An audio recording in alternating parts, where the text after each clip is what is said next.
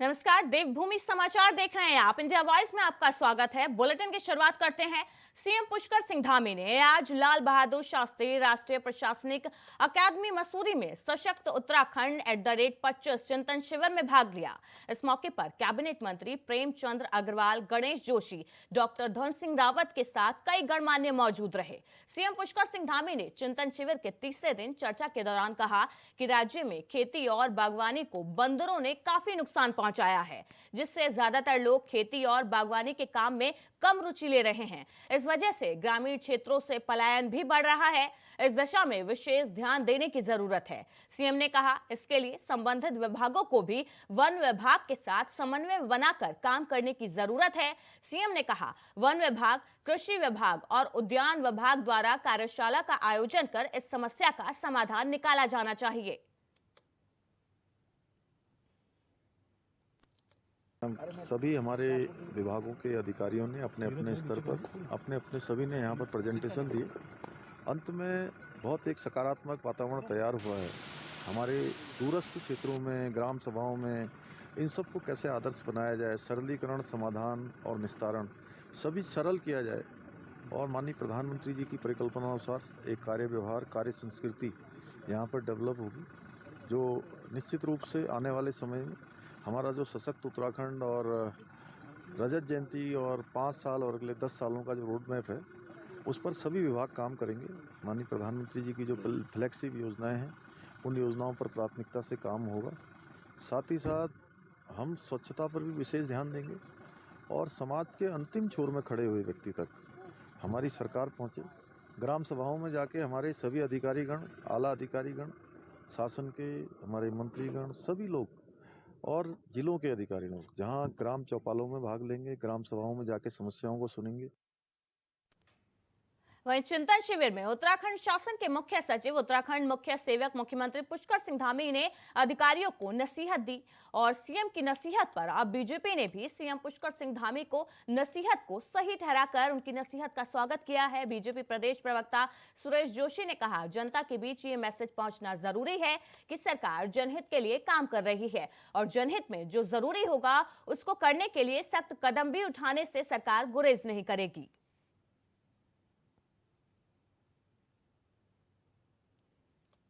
जहाँ तक देखिए, जो नए टेक्नोक्रेट्स आ रहे हैं जिनके बारे में चीफ सेक्रेटरी जी ने कल विषय बोला या मुख्यमंत्री जी ने बोला, निश्चित तौर पर उनको सोचना भी चाहिए, समझना भी चाहिए कि ये एक ऐसा राज्य है, दो दो सीमाओं से लगा हुआ राज्य है। अगर इस राज्य के अंदर कुछ काम करने में कठिनाइयाँ भी हैं, क्योंकि पर्वतीय क्षेत्रों में अगर हम देखें तो मौसम की भी मार पड़ती है, वहाँ यातायात में भी दिक्कत आती है, कई दिक्कत आती है। लेकिन उन दिक्कतों को अधिकारी न समझकर वो टेलीफोन ही नहीं उठाएंगे, वो आपकी बात का जवाब ही नहीं देंगे, फाइल को 2-2 4-4 महीने तक जो है कि बिल्कुल गोल उसको घुमाएंगे जलेबी की तरह, वो बिल्कुल अनुचित है। जहाँ तक देखिए, जो देहरादून में दर्जनों निवेशकों और उद्योगपतियों के ठिकानों पर आयकर विभाग ने छापे मारे। दिल्ली से सुबह सुबह आयकर अफसरों की कई टीमें पहुंचते ही आयकर विभाग की इस छापेमारी से कारोबारियों में हड़कंप मच गया। जानकारी के अनुसार पुलिस फोर्स की मदद मांगी गई। बता दें, देहरादून के निशविला रोड में एक के बाद एक आयकर विभाग की कई गाड़ियां पहुंची। एक साथ इतनी बड़ी संख्या में गाड़ियों के पहुंचने से आसपास भीड़ जुट गई। कई निवेशकों और उद्योगपतियों के घर पर छापा पड़ा। इनमें प्रॉपर्टी डीलर मंजीत जौहर, राज लुम्बा, मेहता ब्रदर्स, नट्स भाटिया, नवीन कुमार मित्तल और भूम माफिया नितिन गुप्ता के ठिकाने शामिल है। फिलहाल विभागीय अधिकारियों ने छापे के बारे में कोई भी जानकारी देने से इनकार कर दिया। इनकम टैक्स रेड के बाद प्रॉपर्टी डीलर और भू माफियाओं में खलबली मची हुई है। तो आयकर विभाग की छापेमारी से कारोबारियों की नींदें उड़ी हुई हैं।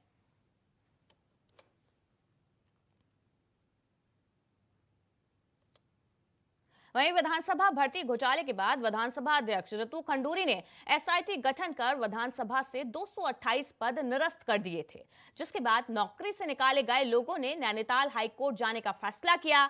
जब हाईकोर्ट के संज्ञान में यह मामला आया तो कोर्ट ने इन सभी 228 पदों पर एक बार फिर से नियुक्ति देने का फैसला सुनाया, जिसके बाद विधानसभा अध्यक्ष ऋतु खंडूरी ने सिंगल बेंच से हटकर इस मामले को डबल बेंच कोर्ट में ले जाने का फैसला किया, जहां विधानसभा अध्यक्ष के पहले फैसले को हाईकोर्ट ने सही ठहराया है। विधानसभा अध्यक्ष ऋतु खंडूरी ने भी साफ तौर पर कह दिया है कि ऐसी नियुक्तियों को बिल्कुल भी बर्दाश्त नहीं किया जाएगा। तो विधानसभा कर्मियों की मुश्किलें बढ़ने वाली हैं। विधानसभा अध्यक्ष के फैसले को नैनीताल हाईकोर्ट ने सही ठहराया है, जिसके चलते अब विधानसभा सचिवालय के जो 228 कर्मी हैं उनको बर्खास्त होना पड़ेगा।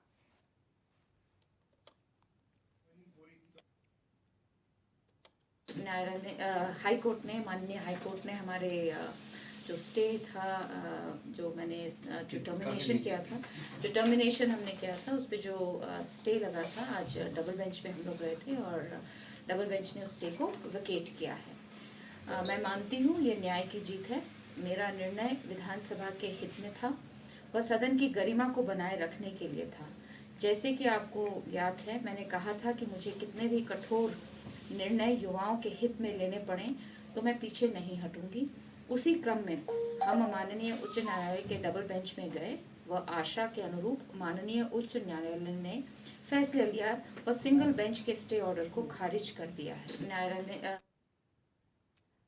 वहीं देहरादून में डीएवी पीजी कॉलेज के शिक्षकों की नेतागिरी पर अब रोक लगने वाली है। प्रिंसिपल ने शिक्षकों की नेतागिरी पर रोक लगा दी है। कांग्रेस, बीजेपी, एबीवीपी जैसे संगठनों और धार्मिक संगठनों से जुड़े शिक्षकों को 26 नवंबर तक इस्तीफा देना होगा। साथ ही कॉलेज में ये घोषणा पत्र भी जमा कराना होगा कि वो किसी भी राजनीतिक या धार्मिक संगठन से जुड़े हुए नहीं हैं।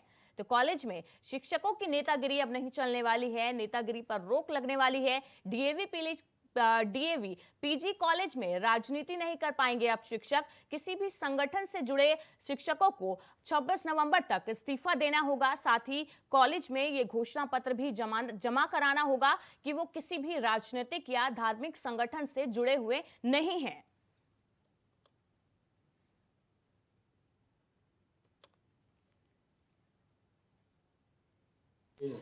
प्रबंध तंत्र के सचिव हैं सेक्रेटरी साहब, उनसे बात की फ़ोन से। मैं भी उनसे बात करूंगा और हम सिर्फ यही चाहते हैं कि कोई भी टीचर हमारा किसी प्रकार की इस प्रकार की गतिविधियों में ना इन्वॉल्व हो जिससे कि हमारे कॉलेज की गरिमा को ठेस पहुँचे। कॉलेज का जो वातावरण है वो साफ़ सुथरा रहे, पढ़ाई का रहे, अच्छा मैसेज आए। ये ट्रॉफी सामने रखी हुई हैं। इन और सर्कमस्टांसेस में भी ये फुटबॉल में हमारा फर्स्ट प्राइज़ मिला है, ये चेस में मिला है। ये सब प्राइज़ में इतनी बड़ी इवेंट्स में हम काम कर रहे हैं और हमारी फ़ीस बड़ी नॉमिनल है, नॉमिनल फ़ीस पर हम काम कर रहे हैं। हमारे प्रबंध तंत्र के सचिव हैं सेक्रेटरी साहब, उनसे बात की फ़ोन से।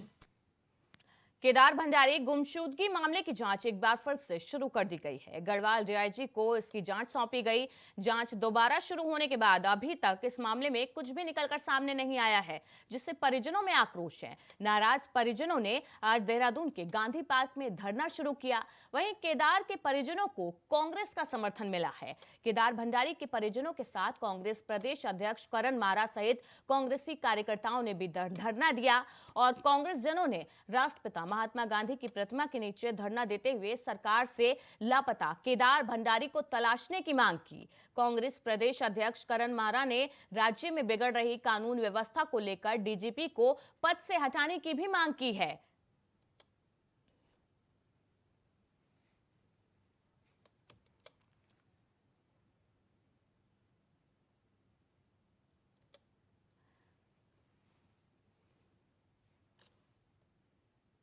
वहीं डोईवाला स्थित शुगर मिल में गन्ना मंत्री सौरभ बहुगुणा ने गन्ना किसानों के विरोध के बीच पेराई सत्र 2022 और 23 का शुभारंभ किया। गन्ना किसानों की मांग है कि सरकार को गन्ने का समर्थन मूल्य घोषित करना चाहिए और उसके बाद विरासत की शुरुआत करनी चाहिए, जिससे किसानों को उनकी उपज के अच्छे दाम मिल सके। डोईवाला शुगर मिल में पिछले 48 घंटे से गन्ना किसान लगातार शुगर मिल के मुख्य गेट पर धरना प्रदर्शन कर रहे हैं। राज्य के गन्ना मंत्री सौरभ बहुगुणा ने आज डोईवाला शुगर मिल के पेराई सत्र 2022-2023 का शुभारंभ किया। लेकिन मंत्री को किसानों के विरोध का भी यहाँ पर सामना करना पड़ा। गन्ना किसान लगातार गन्ने का समर्थन मूल्य घोषित करने की मांग यहाँ पर कर रहे थे और पिछले 48 घंटों से गन्ना किसान लगातार शुगर मिल के आगे अपना धरना प्रदर्शन कर रहे हैं। आज जैसे ही गन्ना मंत्री पेराई सत्र का शुभारंभ करने के लिए यहाँ पर पहुंचे, गन्ना किसानों ने फिर से एक बार फिर गन्ने के समर्थन मूल्य को बढ़ाने की मांग और गन्ना मूल्य घोषित करने की मांग यहाँ पर की। किसानों ने कहा कि उनका पिछला बकाया भी अभी बाकी है जो शुगर मिल के द्वारा अभी तक नहीं दिया गया है। ऐसे में सरकार को पेराई सत्र में गन्ना किसानों को लाभ देना चाहिए, गन्ने का समर्थन मूल्य घोषित करना चाहिए और गन्ने का जो समर्थन मूल्य हो वो अन्य राज्यों से बढ़ा हुआ हो, क्योंकि उत्तराखंड के लिए किसान महत्वपूर्ण भूमिका अदा यहाँ पर कर रहे हैं। ऐसे में सरकार अगर किसानों के हित की बात करती है तो फिर किसानों के हित के लिए काम भी होना चाहिए। ये कह सकते हैं कि गन्ने का जो पेराई सत्र की शुरुआत है वो पूरे प्रदेश भर में हो चुकी है। गन्ना मंत्री अब देखना यह होगा कि गन्ना किसानों की जो मांग है उस मांग पर सरकार क्या कुछ निर्णय लेती है। कैमरामैन हसुनाल साथ अभय कैंतुरा, इंडिया वॉइस, देहरादून। वहीं खबर देहरादून से है, जहां गांधी पार्क के बाहर मुस्लिम समुदाय के लोगों ने नारेबाजी कर धरना प्रदर्शन किया, जिनको उत्तराखंड क्रांति दल ने भी अपना समर्थन दिया है। मुस्लिम समुदाय के लोगों का आरोप है कि भारूवाला क्षेत्र में सचिवालय कॉलोनी का निर्माण किया जा रहा है, जहां तक पहुंचने के लिए कब्रिस्तान की भूमि को भी खुर्द-बुर्द किया जा रहा है। पुलिस प्रशासन भूमाफियाओं का सहयोग कर रही है, जिसके लिए वो धरना प्रदर्शन करने के लिए मजबूर है। तो गांधी पार्क में आज मुस्लिम समुदाय के लोगों ने धरना प्रदर्शन किया है और सचिवालय कॉलोनी के निर्माण पर उन्होंने आपत्ति जताई है। उन्होंने कहा है कि जो प्रशासन है इस कॉलोनी के निर्माण में जो वहां पर कब्रिस्तान है उसकी जमीन को खुर्द-बुर्द किया जा रहा है, जिससे उन्हें आपत्ति है और इसी को लेकर उन्हें धरना प्रदर्शन करने के लिए मजबूर होना पड़ रहा है। कॉलोनी के लोगों ने, ग्रामवासियों ने, स्थानीय लोगों ने यहाँ पे विरोध किया। तो बाकायदा जिन लोगों की वो कॉलोनी है, जो लोग वहाँ पे कॉलोनी बनाना चाह रहे हैं, भूमाफिया, पुलिस प्रशासन के लोग उसमें शामिल हैं, ISPCS लोग उसमें शामिल हैं। सचिवालय के नाम पे एक कॉलोनी बन रही है और तमाम लोगों को वहाँ पे प्लॉट दिए गए। वो अवैध कॉलोनी है, उसके लिए कोई रास्ता नहीं है और उसके लिए ये कब्रिस्तान की जमीन को कब्जाना चाह रहे हैं। और जब इन लोगों ने विरोध किया तो बाकायदा इन लोगों पर लाठीचार्ज किया गया, इनका दमन किया गया। इसी सरकारी दमन के खिलाफ आज हम लोग यहाँ पे इकट्ठे हुए हैं और हमारा साफ ऐलान है, अब मर जाएंगे लेकिन कब्रिस्तान के 1 इंच जमीन भूमाफियाओं को नहीं कब्जाने देंगे। कॉलोनी के लोगों ने, ग्रामवासियों ने। वहीं उत्तराखंड सेवा दल प्रदेश अध्यक्ष हेमा पुरोहित ने आज अपना पदभार ग्रहण कर लिया है। इस मौके पर प्रदेश अध्यक्ष करण माहरा और पूर्व प्रदेश अध्यक्ष प्रीतम सिंह समेत कई नेता और सैकड़ों कार्यकर्ता मौजूद रहे। मीडिया से मुखातिब होते हुए हेमा पुरोहित ने बताया कि प्रदेश में जितने भी मसले हैं उनको लेकर सेवा दल सड़कों पर उतर गया है और सरकार का विरोध करेगी। तो प्रदेश अध्यक्ष हेमा पुरोहित ने आज अपना पदभार संभाल लिया है और इस बीच करण माहरा समेत कई नेतागण वहां पर मौजूद रहे और उन्होंने कहा है कि जो भी क्षेत्र के मसले होंगे, मुद्दे होंगे, उनको वो उठाएंगी और उनके विकास के लिए काम किया जाएगा।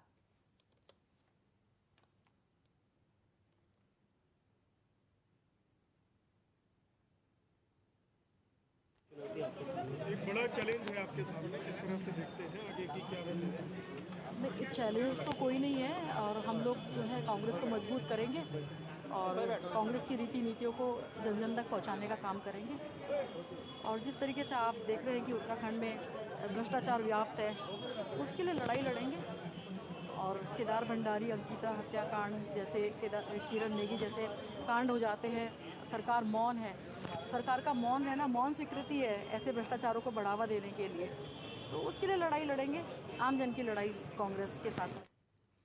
वहीं हरिद्वार की रोशनाबाद जेल में बंद माफिया यशपाल तोमर पर आयकर विभाग की टीम ने बड़ी कार्रवाई की। हरिद्वार और रुड़की हाईवे के पास 56 बीघा जमीन को कुर्क करते हुए कानपुर से आई आयकर विभाग की बेनामी निषेध इकाई की टीम ने जमीन को बेनामी घोषित किया। साथ ही जमीन पर नोटिस चस्पा कर मुनादी भी कराई गई है। तो माफिया यशपाल तोमर पर आयकर विभाग ने शिकंजा कसा है। बड़ी कार्रवाई उनके खिलाफ की गई है। आयकर विभाग ने उनकी जमीन को कुर्क करने की कार्रवाई की है। हरिद्वार और रुड़की हाईवे के पास स्थित उनकी जमीन को कुर्क किया गया है। 56 बीघा जमीन को बेनाम घोषित किया गया है।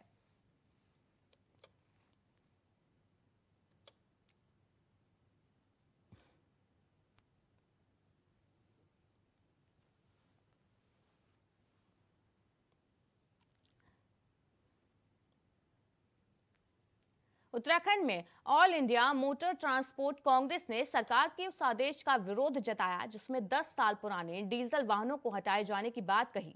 साथ ही इसमें सीएनजी किट लगाए जाने के आदेश दिए गए। वाहन चालकों ने सरकार से डीजल के वाहनों को जारी रखने की मांग की है।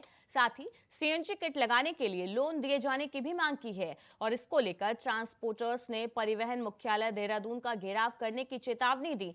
साथ ही कहा कि अगर उनकी मांगे नहीं मानी गई तो वो मुख्यालय का घेराव करेंगे और ये घेराव अनिश्चितकाल तक के लिए होगा।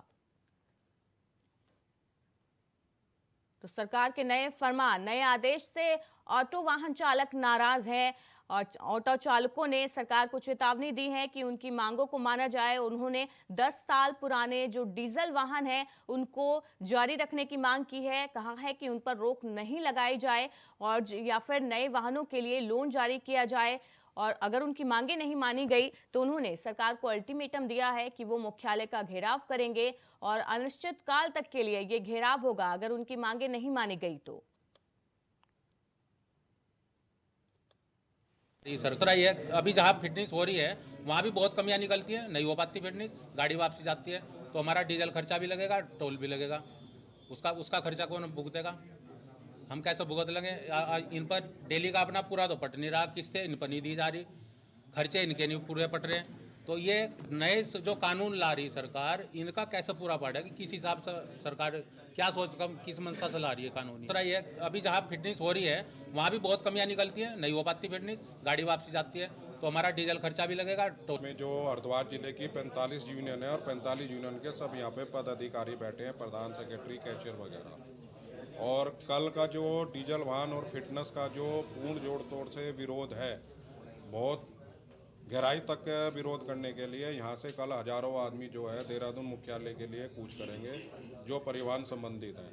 हम कहते हैं कि हम बड़ी गाड़ी वाले ट्रांसपोर्टर हैं, जो हमारे छोटे ऑटो रिक्शा विक्रम वगैरह वाले हैं, वो जो हमारे भाई हैं, उनके भी पेट के ऊपर बहुत ज़बरदस्त इन्होंने एकदम तालिबानी फरमान घोषित कर दिया कि तुम्हें 10 साल पुराने वाहन जो है तुरंत हटाने हैं, या तो नए लेके आओ या इसको जो है आगे इसमें सीएनजी वगैरह में कन्वर्ट करो।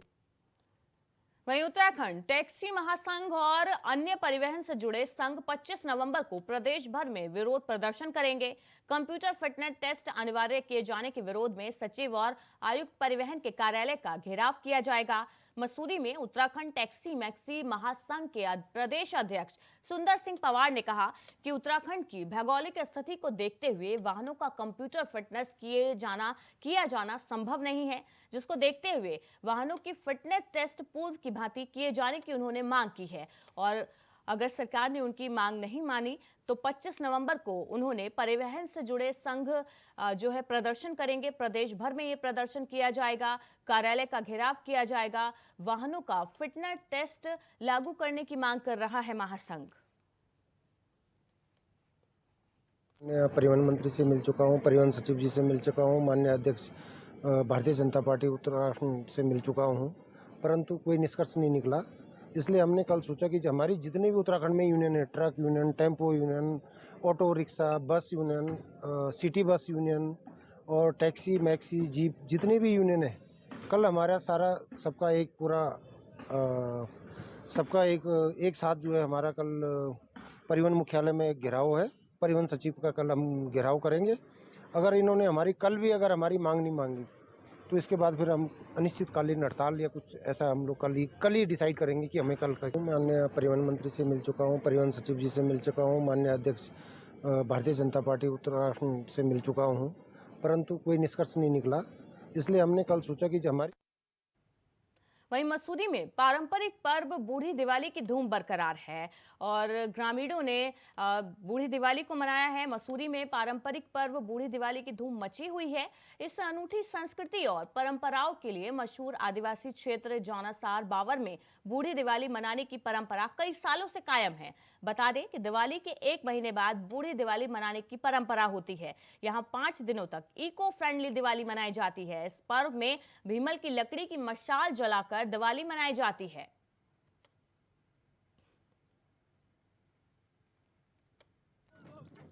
सुनने में आया यहाँ टेरी में कोई रहता था, माधु सिंह भंडारी जी, पहलवान। तो राजा शासन में कोई रात में पकड़ दिया राजा ने, बंद कर दिया उसी दिवाली पे, जो दिवाली ओरिजिनल है। उसके बाद फिर उसको 1 महीने बाद छोड़ा इस दिवाली को, तब जाके गढ़वाल में मनाई जाती है।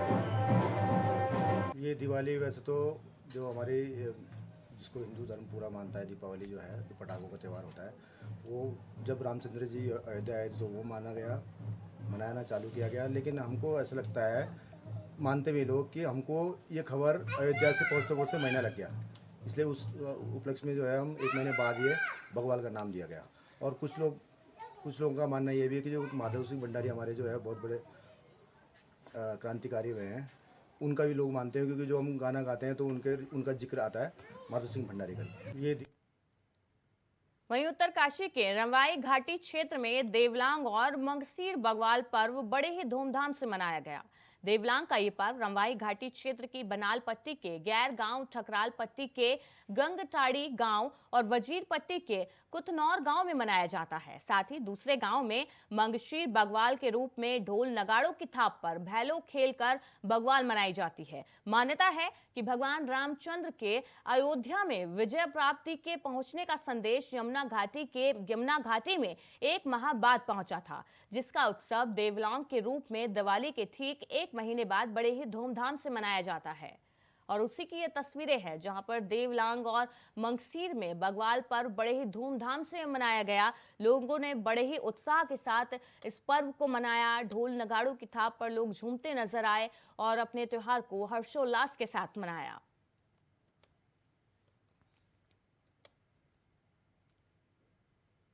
वहीं पौड़ी के पाबो के निसड़ी गांव के 5 साल के मासूम को निवाला बनाने वाला गुलदार पिंजरे में कैद हो गया है, जिसे रेस्क्यू कर नागदेव रेंज पौड़ी ले जाया जा रहा है। वहीं उच्च स्तरीय अधिकारियों के निर्देशों का पालन करते हुए आगे की कार्रवाई अमल में लाई जाएगी। बता दें कि इस गुलदार ने कुछ दिन पहले एक 5 साल के बच्चे को अपना निवाला बनाया था, जिसके बाद बच्चे की मौत हो गई। फिलहाल वन विभाग की टीम ने इस गुलदार का रेस्क्यू कर लिया है और इसका रेस्क्यू कर नागदेव रेंज इस गुलदार को ले जाया जा रहा है।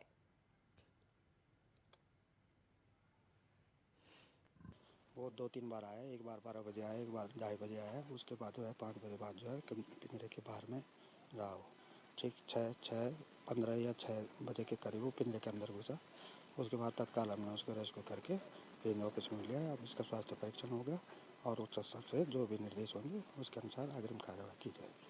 सर, ये गुलदार की पहचान हो पाई है या वही है या कुछ? गुलदार की पहचान इसलिए हो पाए क्योंकि जिस दिन घटना हुई थी उस दिन से हम गांव में रात से बराबर गांव में ही है, और ये लगातार मतलब कभी इसी खेत में कभी ऊपर खेत में, तो लगातार गांव में घूम रहा था।